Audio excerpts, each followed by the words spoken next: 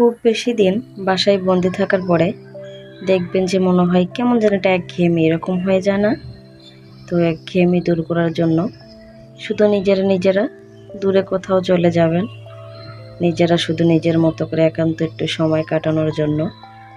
তা আজকে তার ব্যতিক্রম কিছুই হয়নি, আজকে সেটাই করেছি আমরা।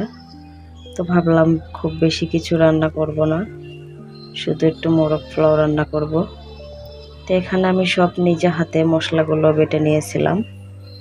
এখানে আদা রসুন পেস্ট করে নিয়েছি, একটু বাদাম বাটা, টক দই, সাথে কিছুটা তেজপাতা, সাদা এলাচ, এগুলাই দিয়ে আজকে খুব ঘরোয়াভাবে মানে সিম্পল কিছুতে আজকে মোরগ পোলাওটা রান্না করতেছি। এক কথায় মানে খুব বেশি ঝামেলা জড়াবো না আজকে।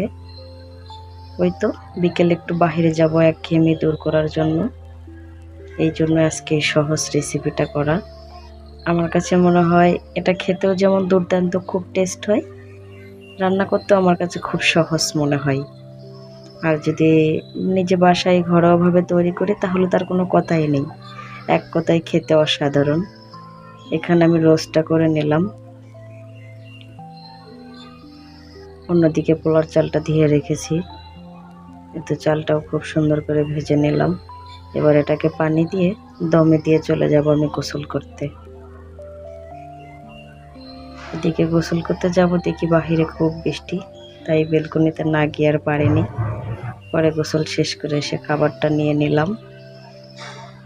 খাবারটা খেয়ে আমরা রেডি হয়ে চলে যাব এখন বাইরে।